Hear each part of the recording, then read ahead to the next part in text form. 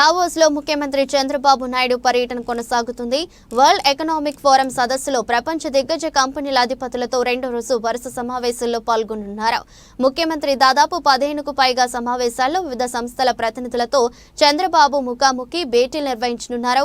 Green hydrogen, green manufacturing, next petrol chemical hub, energy transition, blue economy సదస్సులు, round table సమావేశాలకు చంద్రబాబు హాజరు కానున్నారు. Singapore deputy prime minister Gan Kim Yong, UAE economy మినిస్టర్తోనూ ఈ రోజు CM భేటీ కానున్నారు. Welspun chairman BK Goenka, LG Chem CEO Shin Hak Cheol, Carlsberg CEO Jacob Aarup Andersen, Tata Sons and Tata Group chairman Natarajan Chandrasekaran, Walmart president CEO Kath McLay, Cisco CEO Chuck Robbins, Cognizant CEO Ravikumar తదితరులతో పెట్టుబడులపై చర్చించనున్నారు. Bloomberg వంటి అంతర్జాతీయ media సంస్థలకు ఇంటర్వ్యూల ద్వారా రాష్ట్ర ప్రభుత్వ పాలసీలు, పెట్టుబడులకు ఉన్న అవకాశాలను ముఖ్యమంత్రి Chandrababu Naidu వివరించనున్నారు. That we have seen. Last year, that's the whole discussion we're having. Things are changing, so we have to adapt to it. Otherwise, we will have tougher challenges. And if you look at natural calamities, it is going up, and insurance companies are running out of money. So we have to translate. So I think politicians are to be partially blamed for it, creating the vibrant ecosystem to enable it. So for me, what's exciting is mind to energy, capturing the entire value of the ecosystem and understanding the role of human resource development, the role of real-time governance in the entire ecosystem. That, I believe, can enable India to leapfrog as a nation. Because we don't have a lot of the legacy issues that other countries have. So we never went through a personal computing phase, so we just went to the smartphone phase.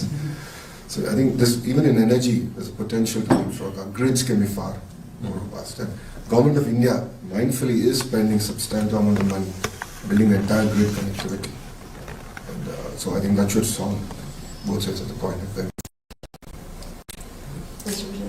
I just want to say that adaptation is on the agenda. And for example, one of the outcomes of also COP27 was the Loss and Damage Fund, realizing that desertification and what's happening, because that's in sub-Saharan Africa mainly.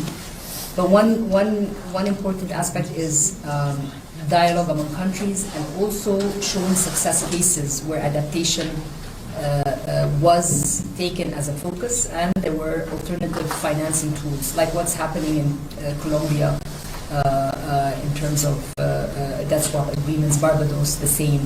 So we need to shed light in discussions on what worked, and not just what worked, how did it work?